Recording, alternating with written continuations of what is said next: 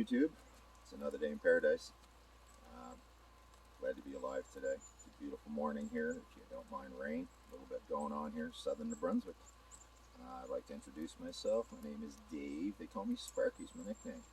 Little piece of heaven here in southern New Brunswick, 1.6 acre property I have, and I'd kind of like to show you around a little bit. I'd like you to check it out and see what you think.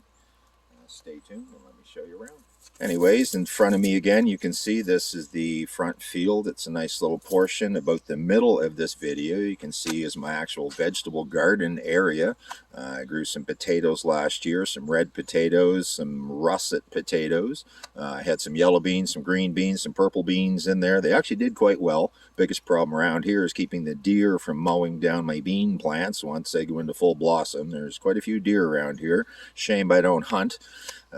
Anyways, at the top of the field you can see up there I've got a few wild bush blueberry plants, and I'd like to know if anybody out there can tell me how to propagate these guys and make them spread around up there a little bit. I would love the insight on how to do it.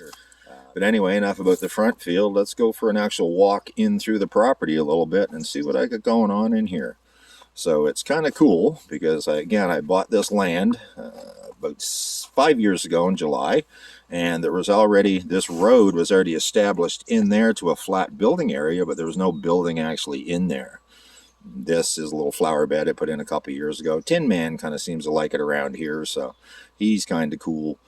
But anyway, let's go for a walk in this direction towards the cabin and camp or whatever. I've never even really established what to call this place, and that's the issue. I don't really think it's a cottage. I'd call it more of a cabin. Maybe it's a camp. I'm not really sure on what the actual word designation would be, but you know, whatever in the heck you want to call it. It's my little happy place. Love it here.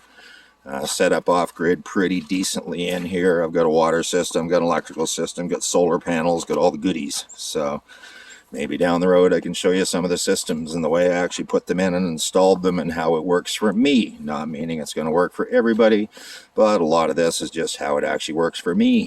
So again, I appreciate your insight and your comments and what you think and what you like and what you don't. You can see right here, there's actually almost like a small back driveway that goes in through. It's my water tank there. It's one of those big 1,000-liter tanks, which I run off the eaves trough in the summer. But again, it's kind of nice because I can bring my wood or anything I need, my firewood. That's all kept right in behind the building in here at the cabin. And it's pretty cool that I kind of put a double driveway in here. But anyway, over this way, that's where I can park the old Ford. You can see the remnants of a bunch of pallet material right in the front here in the center. Well, let me show you what you can actually do with pallets if you want to actually take the time and spend and build yourself a little structure. This is my little pallet hillbilly garage, I call it, which is kind of a little pallet paradise.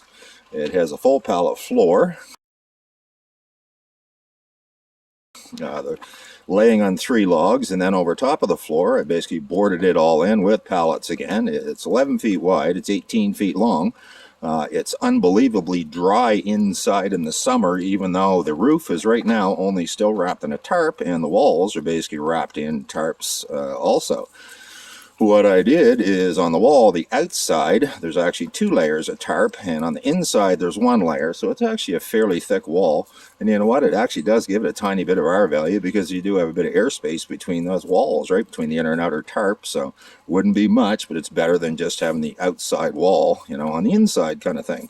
So anyways, let's go have a look here towards the inside and see what I got going on. It's kind of neat. Let's go in and check it out. And I do have to apologize for the sound quality because you know what, right now it's raining out here a little bit, and you're going to hear the water hit the roof of this place because again, it's only got tarps on it at this moment. But let's go in and check it out. It's pretty cool in here, I think. I kind of like it. You can see there, if I open the other door up here and give you guys some lights, you can actually see what I'm trying to show you here. And there you go. Look at that. It's got a couple goodies in here. Seem to like the Troy-Bilt stuff, but anyways, nice chipper shredder, Troy-Bilt tiller.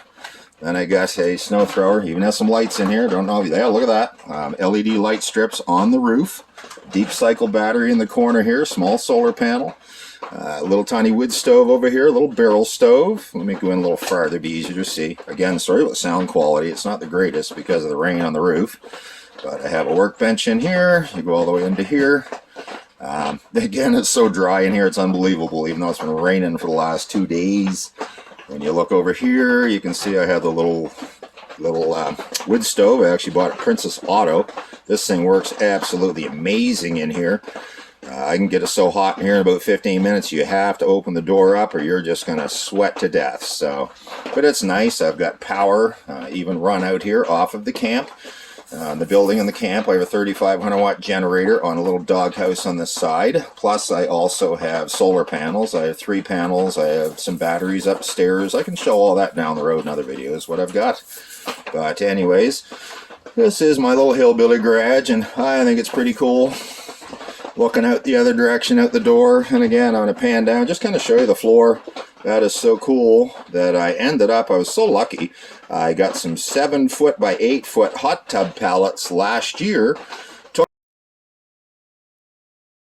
Took the time, tore them all apart, got so many nails out of it you wouldn't believe it. I think I can actually, hang on a second here, going to show you something real quick. This is how many, there you go, check that out. This was done in one day. This is a coffee can full of nails. I pulled those out of pallets. Anyways, a lot of them, if a guy really had to, you could actually take them and reuse them, straighten them out. They're still good spiral-headed 2.5-inch nails. But anyway, I literally went at, tore all those nails, tore all those pallets apart, stripped everything down, built this floor, which is pallets laid out of 3 logs, and then a bunch of pallets on top of the logs, and then I had like 6 and 7-foot boards that come off these hot tub pallets, and I built a fully boarded in floor. The thing is only really sitting on moss underneath it. The logs, that's all they're on, so it's kind of even. You can still feel a bit of a cushion when you walk on the floor in here. But it's cozy, it's warm, it's dry, and it was built on the cheap, I can tell you that. It was a very inexpensive project, but what I have to do now is I have to get the roof finished. I've already got a couple sheets of OSB you can see here, because right now, as you can see, you can still see right through the roof because they're 3-foot by 8-foot pallets I had put on the roof, and I put tarps over top and vapor barrier on the ceiling in here. So what I have to do now, probably wait till the spring, is I probably go right over top of the tarps, because right now the way it's set up, it's pretty much waterproof with the tarp. So I'm going to put a layer of OSB over top of that. Let me get the lights here. And then once I get the layer of OSB on top, then I hope to either put roofing paper on it, which I've already bought. And you know what, guys? I'm not real big on using this stuff. Comments, sure, I'll take them, because I know that this roofing paper is kind of bare minimum to put on the roof of a building. The actual tarps up there are probably better right now. But again, down the road, it is definitely in my plans very soon to get this roof a whole lot more secure than it is. But you know what, right now, it hasn't leaked a drop. I'm going to close the doors here, bear with me. It hasn't leaked a drop, and it's good to go the way it is. It'll last for a couple years. And I purposely used a white tarp because, as some of you would probably know, the white will not be affected by the UV nearly as bad as what an actual colored tarp would be. So that actually has been up there for almost a year now. And again, there's not a drip, there's not a leak in it. That thing is watertight as they come. It's kind of cool because this is the actual end you see when you're looking from the brook from the other side of the property. There's a chickadee up there, so that's a squirrel, I guess. But I must say, on the lower part of the wall, the actual wall itself, you can see I cheated, and those are those 1x6 boards that I bought. I got them at $5 a piece at our Home Hardware in Grand Bay there last year, which was great. That was way before the price of the stuff all started to climb. You can see the gable end up there. That's all, again, closed in pallet wood. And maybe eventually, if I ever get enough ambition someday, I may tear enough pallets apart. I may board in both walls on the outside fully and then have a fully done in garage here. And again, you can see the roof on this side. They're 3-foot by 8-foot pallets, and that's what I put on the roof. And they're in underneath there is... you know, it's fairly strong the way that was put together, so it needs a layer of OSB on it. Then we're going to go over top with some kind of roofing material down the road. Anyway, let's take a walk in here a little farther, show you guys around a bit. You'll see here, I've got quite a pile of pallet wood that I've actually been saving up. This is stuff I tore apart too. I've got the pallets all ripped apart, haven't taken the nails out yet. What I'll do someday is I'm going to end up get a fire going in the garage, get it nice and cozy in there. A little sawhorse affair. I get over there and I'll actually get my sawhorse in there, get her all warmed up, go in and pull some nails out of pallets for a while. That stuff is so good to reuse, and you can repurpose it, make so many nice things out of it.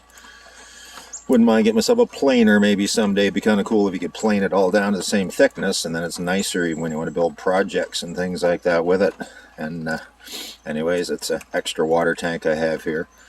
And over here you can see there's my solar panel, and this is the actual place is right here. And oh look, there's even a beagle on the porch. What a pooch. What's up, Darcy? How's your day going? Anyways, back over here, and we'll show you a little bit more here. Stay tuned. You can see when you look over here, the brook runs right down the side through the trees all the way around, and all down that side, and that's all brook over there.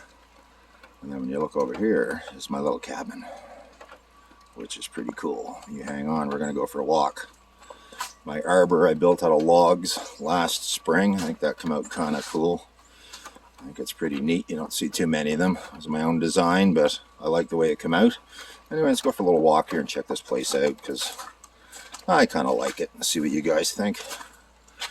Birds on the feeder, they're going steady. I'm going to explain this whole chicken coop affair a little bit later, and this is pretty ridiculous. I know it looks like a dog's ass, I'm sorry, but those are raspberry and blackberry bushes in there, and blueberry bushes, and that is put here to keep critters off of my stuff. But I have a story about that. Do I ever? Anyways, here's the cabin. Check this place out. I think it's okay. I kind of love it. Been up for 4 years now. It's a 20 by 20 building. It's built very solid, sitting on crushed rock underneath. I was very lucky before I started to build this. This pad, again, this whole padded area, flat area in here was established about 10 years ago. So it's solid as a rock. It's just like concrete, and nothing actually moves around in here. That building hasn't moved basically in the 4 years since I've built it. So it's sitting on patio blocks, crusher run rock, patio blocks, and then cinder blocks. It also sits on 3 carrying beams that go from one end to the other. So again, a little 20 by 20. It has a half loft on one side at 10 by 20. So it gives me 600 square feet of usable space in there. But I'm not even going to show you inside today. I will show you inside in probably my next video. Give you a tour of the inside of the place. But I'm going to tell you, it's pretty cozy in there. And I got some pretty cool things in there. But anyways, let's have a look down here. I'll show you the brook. We'll go for a little walk. As you know, any place needs water. I have an unending supply of it. I am so fortunate to have that right here. And as you can see, it's actually even raining a little bit this morning. But it's a beautiful day. I'm just happy to be alive and grateful. But you can see this is all the brook area. It's kind of a shame. When I bought this land 5 years ago, down at the very end down here, there's actually a beaver dam. And I'll show you a little closer here. It's kind of cool. A little easy to explain what's going down here. The brook is like the letter F over here. So what it does, it continues, but it also veers to the right. So the brook goes down here. The brook also goes around. So technically over in front here, this is all an island, just a small little island right here. But what happened is right at the end there, just before the corner, there used to be about a 2-foot high beaver dam. And right here used to be about a 2-foot high beaver dam. So this water used to literally, when this would fill up, you can see that big rock over there right in the middle of the picture. That rock used to be totally submerged underwater. We used to kind of laugh, and when we could see the rock coming out, we would say, oh look, Stonehenge is back.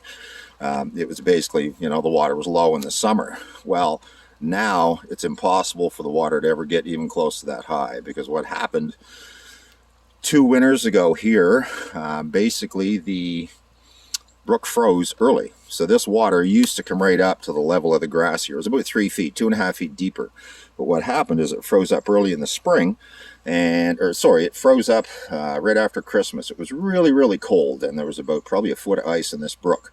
Well, what happened after New Year's, we were here the weekend it actually happened too, to watch this go. We had a day that was 13 degrees and we had 100 millimeters of rain. Well, I'm going to tell you, you want to see what happened to this frozen over brook with 13 degrees and 100 millimeters of rain. Basically, the brook broke up. It was so much water here that this whole landmass right in front of my cottage or camp or whatever you want to call it here, this whole thing was underwater. So what happened is the ice raised up so much it broke up. The ice went out of here in chunks that day. It was riding on whitecaps, and they looked like literally the size of a double mattress going down the brook on whitecaps. You could have got on these blocks of ice and surfed down the brook. Sad to say, the next day we get up and the water level literally overnight dropped about 3 feet in this brook. And because the beaver dams, by these big masses of ice, tore the beaver dam out of there, and it also tore the beaver dam out of here. So instantly overnight, this pond, which used to be in here, turned into a brook. Hopefully someday a beaver might get energetic enough to come over here, but I don't know. We haven't seen any. Take your little tour down around the side here. You'll see. We'll follow the brook down, because this is where the property pretty much borders. We'll go down through here. It's beautiful. And again, it's so nice because a lot of people buy a piece of land and they have to start with a culvert, and then they have to start pulling stumps, and then they have to get a well drilled because they have no water source or anything. Well, I am so fortunate that when I bought this land, I had already had the pad was already established, so there was a driveway in, and I had this source of water right here, which is what everybody needs. And there's not much for fish, and we're again right beside the building now, which is kind of cool. We're close to the back door on the side that's got the wood stove and everything in it over there. But you can see this brook. It's just beautiful in here. So nice to have, and hear the water running. It's so soothing. You can sit in the park bench there and just watch the water for hours. It is so cool. Love this place. Come up here again to the side of the building from the brook, show you around a little bit more of the outside here, because I don't think I'm even going to show you the inside this week. You'll see that next. Anyways, up through here, there's my wood pile. A little bit of wood. I burn mostly softwood. Since I built this place, it's all that's really around here for dead trees and that mostly. I'd love to have some hardwood, but you know what? It's kept me warm in here for 4 winters now. This is the 4th one. So literally that's my wood pile. I have a little back landing here. I built barbecue and all that on it, which is kind of cool to have too, with the back door. So it was nice. The place actually has 2 doors. There's a front door and a rear door. And again, that eaves trough, that all has to come off later today, because last winter I took the eaves trough and I left the clips on the roof. Well, I even have to take the clips off this year because the ice actually distorted and it wrecked some of the clips. And it looks to me like some of them are actually starting to bend already. So that'll be done a little bit later today. This is my generator. I get a little doghouse kind of affair here with a little generator. It's a 3500 watt little Yardworks one, actually, from Canadian Tire. Works the very best. I kind of like the setup I took, and I put the fuel tank external on here, so there's no gas tank on top of that generator at all, and so it's a lot safer that way. There's no fuel in this little doghouse. And what I can actually do, I have to finish this. This needs some roofing and that put on it. One of my unfinished projects, because what I can do is I go inside, there's a panel and everything in there. I can literally start this thing from in the building, so I don't even have to come outside to get this thing fired up. And it's nice to have as a backup, again, if I need to pull big power or anything out to run a table saw or miter saw or anything like that. I can put an outdoor receptacle on it, water pouring down on it, but again, there's nothing in that right now. There's no power, so everything is good to go. But we can go around the back of the building here just a little bit more. I'll just show you around the rest of the way. A circle right around the building. I just feel so grateful to have this, and it's a wonderful place to wake up in the mornings when a person can. You know, could possibly live here someday off a grid, and I really could. It would be so easy to do. You could have, where I have the front field out there, I could have a couple animals out there. I could have some chickens. I could actually have some goats. Goats are cool. Just as a pet even. Some people can utilize the milk on it. I don't know how big I would be on the goat milk, but anyway. This is my little piece of heaven, little piece of paradise. I hope, you know, somebody enjoys this video and not too hard on me the way I do it with the editing or whatever. This is just a start for me. I just figured it was about time that maybe I want to share some of this with people out there and get the feedback and all that and see what you all think. But I can definitely, you know, do some videos down the road. I may do some. I'll show inside this place and show some of the systems and how I have them set up and explain how they work for me and what's worked for me well and what hasn't worked for me. And like everybody else, we've got to learn from our mistakes. So that's what I try to do. But one thing I definitely try to do, you know, is I try to live simply and remain grateful.